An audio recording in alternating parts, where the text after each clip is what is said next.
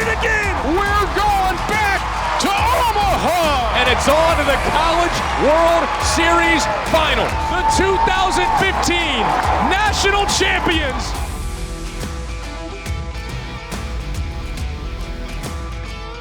It is Thursday, May 22nd, and this is a special ACC tournament edition of 1186, the podcast. Of course, the tournament continues in Durham without the Wahoos, who fell 12-8 last night, Wednesday night, I guess technically early this morning, to Boston College in the second round of the tournament. So the Hoos one and done in this new format. They are on their way home from Durham. And now we're talking about where things stand as we turn our eye to Memorial Day and the release of the NCAA tournament regionals and whether the Wahoos will be mentioned. I'm Damon Dillman, joined as always by Andrew Ramspacker, and joining us here on the program this week, a friend of the program, friend of the baseball program and the podcast, so a fan of the podcast, he claims anyway, Bobby Moranda. Thanks, Bobby. Bobby Moranda joining us, college baseball analyst for ESPN, the ACC network, SEC network, obviously has some close ties to this UVA program as well. Bobby, thanks for taking the time to Coach Mo. Excuse me. We're in the inner circle. Thanks. No. It's all good. Damon, thank you so much, Andrew, and you guys for having me on. It's an honor to be here, man. You guys do a great job with this. So let's just start with the latest with this UVA baseball program. Last night, obviously, not the way anybody drew it up from a UVA perspective going into this ACC tournament. 5 unearned runs, 5 errors in the 12-8 loss to Boston College. 5 unearned runs and a 4-run loss. That kind of tells the story right there. But I don't know. Oak talked after the game about not putting too much weight on one singular game. To me, this felt like, and we were talking about this a little bit earlier, more of a missed opportunity as opposed to a dent in the resume. But from your perspective, where do things stand right now with this program coming off going one and done in Durham? First off, that game last night, I mean, I was locked in all day, actually. My wife was all over. I'm at the beach right now, just so everybody knows. I'm at the beach. The family just left a few days ago, but we're here for a couple more days. And my wife's like, are you going to watch baseball all day? And I pretty much did, even when I was out at the beach. Not too bad, though. And all night into the next day, right? Because it was 1 o'clock in the morning when that game finished up. But as far as the game yesterday, I mean, what a nightmare first inning. I mean, that was about as bad a first inning as you could have for the Cavaliers last night. I mean, it was, I think the announcer said it was the most runs they've given up in the first inning all year. And it was like everything that could go wrong went wrong. Errors, hits, I mean, stolen bases. I mean, it was a plethora of it was a disaster. So as far as losing that game, I just hope the committee understands that this is, in my opinion, one of the top 64 teams in the country, no doubt about it. And, you know, one of the upper echelon teams in the league, and their record proves that throughout the season. I mean, they're a game and a half out of first place. So, you know, in the second best league in the country. So I feel like with that part of the resume, you've proven against the best competition, which is the ACC. Unfortunately, not playing that Florida State weekend, you know, that probably cost anywhere from 20 to 25 RPI points. If you add that weekend, even if you get swept, you're probably going up 12, 10 points or so. If you win one game, you're probably up 20 points from where they are right now. So if you win the series, you're probably, 25 points at least. So I feel like if you throw that out, everything they've done throughout the season in the league, I feel like UVA gets in. And obviously last night's performance is part of this, but still, even with that included, 20-7 in the last 27 games. You were here for maybe UVA's best 3-game stretch of that 27-game stretch with a sweep of Miami, who Miami came into that series, I think had won 10 straight ACC games. They were hot. They were red hot. And UVA won those games, some in dramatic fashion. I think that game 2 was one of the best games, regular season games maybe ever at that stadium. It was great. So fun and exciting and back and forth. When you view UVA, do you see them through more of that lens of what that team that put out that particular weekend against a team who, by all intents and purposes, is in the field in Miami, who was red hot at that time, and what UVA did to them that weekend? How do you look at that particular team as opposed to maybe the one that had a rough night, obviously, in Durham? Yeah, no doubt. And I go back another couple of weeks before finals. I had the series at Georgia Tech. Yeah. And Oak and I, we talked during BP, and I just straight out said to him, I've known him 30 years. I said, "What's the deal?" And he says, "Well, we're finally getting some guys healthy. We're finally getting, some guys that were banged up. We're kind of full strength finally." And, Hodges threw that Saturday. That was the first Saturday that he'd thrown all year. That's a guy that, a season ago was supposed to be the number one pitcher for an Omaha team. So getting him back, Blanco getting more healthy, who was a Friday guy last year from, so they rolled through, probably should have swept Georgia Tech at Georgia Tech, and they just won the regular season championship. And then Miami comes in there hot. I mean, think about it. They swept Georgia Tech a few weeks earlier. They beat North Carolina State 2 games, didn't play 3. And then, you've got them being swept by the Who's. So, yeah, I feel like this is more of a normal team, not the one game last night, but this is kind of the team that we all thought they could be. And they could play with anybody, really, especially with the way the pitching. Wolfhook, you've got Hodges, the freshman on the lefty freshman on Sunday. I mean, 94 to 97. Yeah, are you kidding me? So yeah, I'm all in on the Who's, and I feel like if they got in the tournament, that would be a 3 or a 4 seed that no one want to see.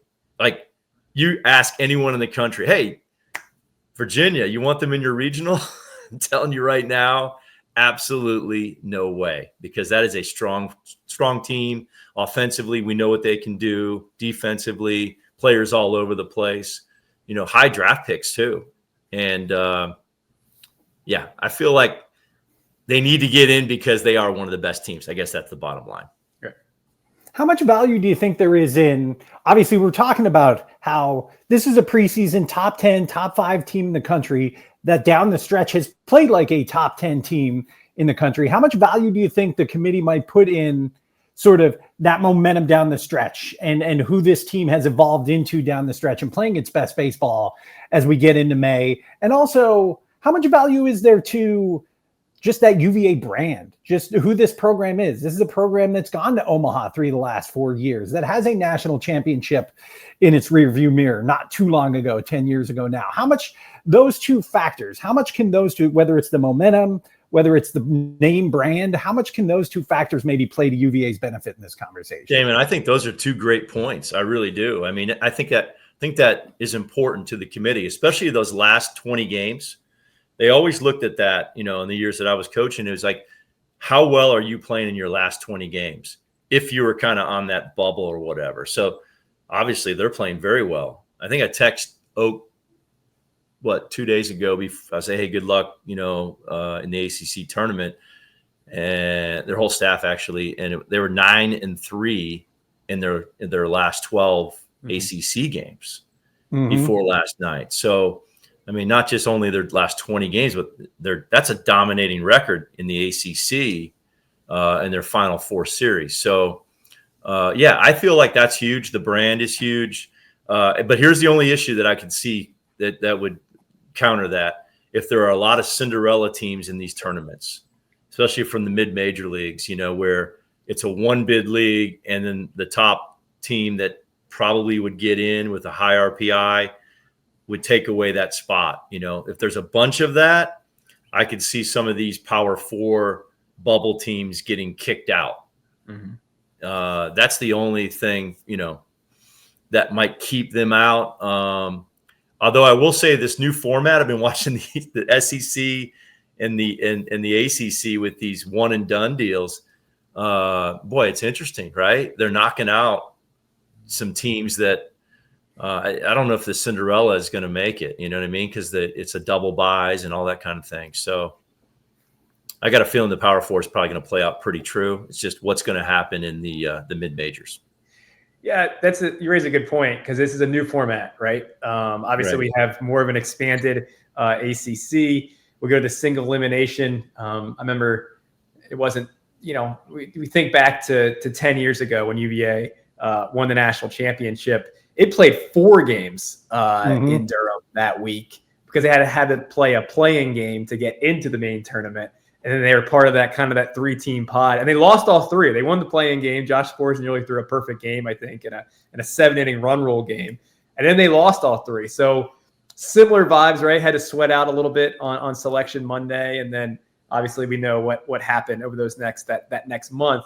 But what do you think about this format for the ACC tournament? And if you're a bubble team, does it help you? Does it hurt you? I guess it obviously depends on your result. But hey, it's a bigger league now, so you have to kind of get creative in how you do different things. What's your view so far of how the ACC has set up its tournament?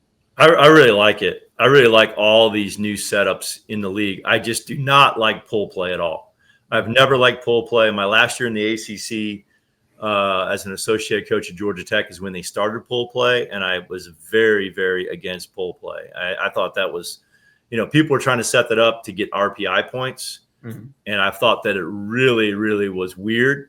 Going back to that first, because I would talk to coaches on the side, and they'd be like, well, we can't win this thing, so we're just going to throw like our 12th pitcher and lose the game and go home. Yet the bubble team was beating them and going to the championship and getting credit for going to the championship, and the other team didn't even care. Whereas when you're in a tournament and you can lose a baseball game and go home, you're going to care no matter what.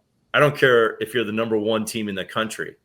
You have pride in what you're doing that day, and your feet are on the ground that moment. Does that make sense? So yeah, this pool play thing where I played the wrong person, they beat me, that's not a tournament. They shouldn't even have had that for 20 years or whatever they did. I did not like that, and neither did a lot of head coaches that I talked to. And I can't believe they kept it around for this long. This single and done, you get what you earn. If you win, boom, you move on, you get what you earn. And you don't use your pitching. Sometimes when you won the ACC tournament, it was basically death to that team, and they were rolling. I mean, I've been there, man. You win that tournament, you go through it, and you play a plethora of baseball games, and you limp into the regional. And that's not what you want either. So it's one game, boom, boom, boom. It's limited games for the week. That makes that team strong from the ACC, SEC, whatever league you're talking about. Even the mid-majors have changed their format a lot to go into the double bye situation to help those teams perform better in the NCAA tournament. So, yeah, I'm a big fan of what they're doing. I'm not sure who exactly came up with it, but it seems to be trending all over the country that people are adjusting the tournament to have a stronger representation in the NCAA tournament. So not to make too drastic of a pivot, but we were talking about this a little bit before we started recording, but obviously you have a lot of connections to this UVA program. You coached here. You were one of Dennis Womack's top assistant, right? Back in the 90s? Head assistant, yeah. Nobody wanted the job, so that's why I got it. But also you've known Mac, you've known Oak for a long, long time. What is it like from your perspective, having seen what this program used to look like, now seeing and knowing those guys as well as you do, seeing what this program looks like now? Oh, I think it's incredible. I love it. Huge fans of Mac and Oak. Mac used to work our camp when he was at Ooey Pooey back in the early 90s. He'd come and work the Best of Virginia camp. That's when camps were a big deal. It was before travel baseball and everything like that. The Best of Virginia camp was the place to go recruiting. So you'd come in and you'd watch camp for a week, or you'd work the camp and find some players. You'd have players or coaches from all over the country drive in and whatever and see the East Coast talent up and down the Eastern Seaboard. So, yeah, Mac, unbelievable, incredible coach, incredible offensive mind, knows the game. I mean, this guy, he's a Hall of Fame coach. Obviously, the National Assistant of the Year, I believe, last year. Absolute stud. And then getting to Oak. I mean, Oak and I used to go on the road together all the time when I was at Wake Forest. and he was at Notre Dame, and we would share hotel rooms sometimes because we didn't have any budget. We had no money, so you got to figure out how to make it work. And Oak is just an amazing person, and then for him to do what he's done as a leader of this program is just out of this world. We all knew that the potential was there for the program. And once they supported it and had the right man as far as Coach O'Connor, Coach Womack got that stadium, got it going, got the facility better, and then with Coach Womack retiring and Oak coming in, Oak took it to the highest possible level. And, I know Coach Womack's very, very proud of where the program is as well. He and Oak are very tight. Coach Womack's a season ticket holder. He's at every game. I was at his house last week, for dinner. And he's very, very excited about where the program has come from the turf that's 15 years old in the 90s off the football field, where the big joke was he's at the 10, he's at the 20, he scores, to now having, in my opinion, the best stadium in the ACC. I mean, it's amazing fan base, huge, beautiful, gorgeous place. And then, the 7 trips to Omaha, national championship, first since 1955, Wake Forest. That's right. And for him to break through with that, I mean, it's just amazing. It really is. To that point, and Damon kind of brought it up earlier, and you spoke to it a little bit about, UVA's brand, right? And obviously, perhaps that, being factored in and their postseason history as of late. From a national perspective, because I think have a unique perspective because you saw it when it was, 30 plus years ago, right? Yes. Where probably UVA, from a national perspective, didn't even come up much, right? No. And now I think they were 11th in the country in 96. 96, 11th right. in the country. Right.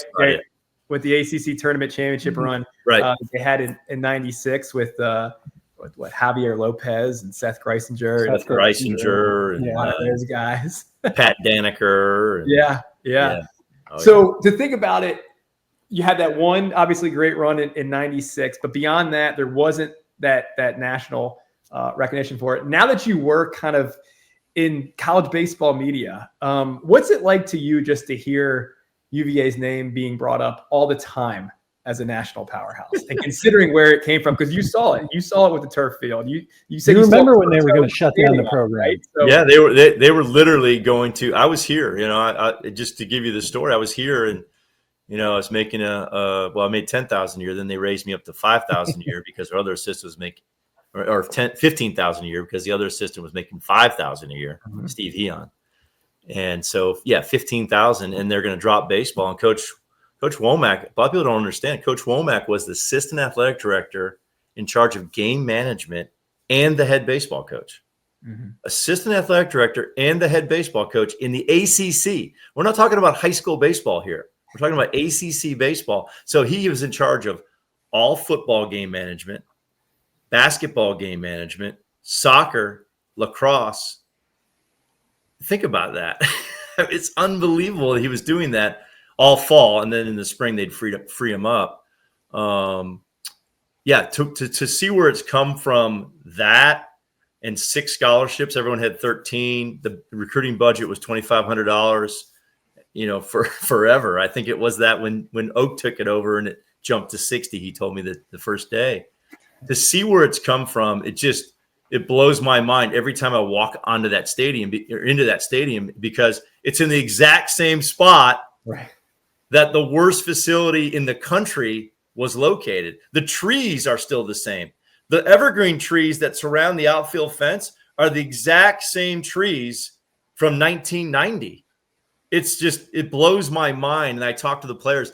I was showing Luke Hansen, Eric Becker, I always call him Kevin because I coach Kevin Ford, his uncle, Henry Ford, and Aiden Teal. I was showing them pictures last week of the facility, and they were just like flabbergasted. They were just blown away. They're like, this is ridiculous. This is unbelievable. And they even pointed out, I said, look at the trees. The trees are the same trees over there by Klockner and stuff like that. Mm-hmm. And so it just blows me away. And talking to Oak, I think 3 years ago when I started doing this media stuff, I did an ACC network game, and Sunday after the game, I went down to his office. We hung out for about 45 minutes, and we just went over to the window and we're talking, and literally, like, I was tearing up talking to him, and he was getting really emotional too. And we gave each other a big hug, and I was like, man, I'm so proud of you. You know what I'm saying? For what your vision and what you've accomplished here. And it just really is, it's amazing. The alumni got together, and then Oak and his staff. It just blows my mind. I guess that's all I can tell you is it blows my mind. And we're proud, being part of that. You're always part of that. Right. Mm-hmm. So it's awesome. So let's bring it back to the conversation at hand. Monday afternoon, we're all sitting down, right? We're all going to sit down and watch this selection show. What is your expectation for, you mentioned earlier, this is one of the 64 best teams in the country. I think we can all agree on that. There's no doubt in my mind. Yeah. Especially the way they've played down the stretch, right? I think we can all agree on that. So what is your expectation for what becomes of this UVA baseball team here in 2025 when they roll out the regionals on Monday? I think they make it. I think they get selected, and I believe that they will probably. Boy, can you make them a 4 seed? I mean, that would be crazy if they're a 4 seed. That would be brutal. Yeah, but I for the 1 seed, I should say, a 3 or a 4 seed. They're going to go on the road. I really believe they're going to do some damage in a regional as well, and make a run. That's just, I mean, it's what they do here, right? So, like I said, every team is not wanting to have Virginia assigned to their regional. Mm-hmm. That's going to be a fact. Okay? I keep thinking of that SEC programmer, whoever it may be, who is the 1 seed and sees Virginia as their 3 seed in their regional, and just the reaction they must have. Yes. I mean, it's like, wow, that's there's a lot of lineage there and legacy with that program of, getting it. It'd be kind of like, okay, for instance, I'll give you the example. And Sully's my former player. Sully's our Catamount, or not a Cat. They keep going. I coached the Catamounts. I always say that. He's a Cavalier, Wahoo, as you know, graduate, academic All-American, by the way, back in the day for us. So think about the Florida Gators last year. They barely got in the tournament. Mm-hmm. They go, where they went out to somewhere in the Midwest and played. I can't remember. Kansas State, Oklahoma, something like that. Anyway, they went out and played a regional right there. And you do not want Florida to roll into your regional. And then, they played in a super regional at Clemson and go to Omaha. So it's a very, very similar situation, with the Wahoos rolling into wherever they go. Very similar. It was Oklahoma State. You were correct. Oklahoma State. There you go. And then Clemson. Yeah, and what is it? Because we've seen this before. 2015 being the shining example, but 2021 it also happened, where in both cases the team needed to get hot at the end of the regular season to make a case for themselves for Selection Monday, and in both cases they did enough to get in. And then once they got in, the famous line that the 2015 team said all the time was a chip in a chair. Just get to the table, right? And you got a chance. And that was kind of their rallying cry, and it took them all to the national championship. The 2021 team, gets put in as Damon mentioned, like Damon talked about, that the number 1 seed. That was a weird year, I guess, right? Because actually South Carolina wasn't the 1 seed, right? No, Old Dominion was, right? It was the 1 seed. But still, you played in Columbia, South Carolina. They were the 2 in an SEC environment. They win that, right? They get the weird thing the next week where they had to play in a super regional in a neutral site. They stay in Columbia. They beat Dallas Baptist. They get to the College World Series and knock off Tennessee in that first game. So what is it about? You talked about all this stuff about this staff and how far they've taken this program from what you remember, but the confidence in this staff that they've done it before, and not once, but twice, and not only just got the team in after a rough start, took them all the way to Omaha, and in one case won a national championship. Mm-hmm.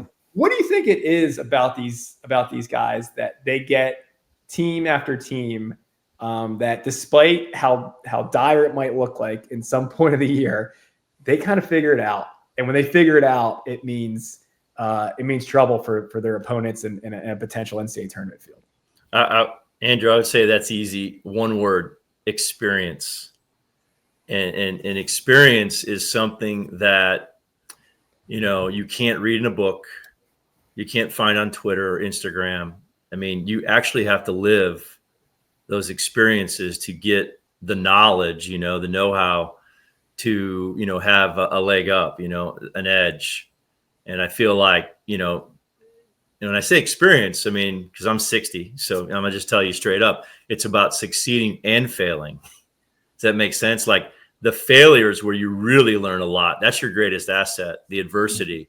And Oak, Mac, Drew, I mean, these guys are experienced guys, Kirby, these guys have been through, a lot of wars where they've won, but then again, a lot of these battles that they've lost. And so, that puts notches in your belt, man. It really does. And the experiences that they've been through, they can share with their players, and it's a little cheat code, to do well in these tournaments, and thinking back just that, and this because you guys were around it and talking to Oak and Mac, 14 was a way better team than 15. Right. And the adversity that they went through in 14 set them up for 15 to win the national championship. And I always like to say adversity is preparation for greatness. That's how you earn your greatness. You know what I mean? So you have to go through that. And I think that's their secret sauce with that coaching staff. All right, Coach Mo, that seems like a pretty good spot to wrap things up. Thanks again for joining us, man. We know you got a lot of baseball to watch. We don't want to interrupt you, watching a lot of baseball. Everything starts later today. The single elimination. That's a fair point. Yeah, that's true. I've got Georgia Tech. I'm pulling hard for Danny Hall. That's my guy as well, man. A DH. We got to get him to Omaha. We got to get him, deep in the tournament. We got to have him win the ACC tournament. This is cool too, So it's weird. I'm pulling for all these teams. Wake's out. I always pull for them too. But I've got one in the race, I guess, still. So we'll see what happens. And then when the NCAA tournament starts, then you start cranking out all these ACC teams wanting to get to Omaha. Yeah, Danny Hall, a Hall of Fame classmate of Brian O'Connor. That's true. Correct. Year, yeah. And Jim Morris, I believe, went in that year too as well. So yeah, those guys are outstanding. Two really, really dear friends of mine, and but let's get Danny Hall back to Omaha. That'd be kind of cool too, right? And Oak. Sound good to you? I'm sure the ACC would be thrilled with that turn of events, right? Half the field again. We in on that? Yeah, okay. There you go. Yeah, Omaha's always fun this time of year. There's no better place, especially that first weekend. It's the best. The best. Absolutely. All right. Well, yeah, I guess we will all be sitting down Monday afternoon, getting ready to see A, whether the Wahoos are in, and B, where they're headed. So yeah, Coach Mo, thanks again for joining us, man. Damon, Andrew, you guys are awesome. All the best. Appreciate it. For Bobby Moranda, for Andrew, I'm Damon. Thank you for joining us here on 1186 Podcast. We'll talk to you soon.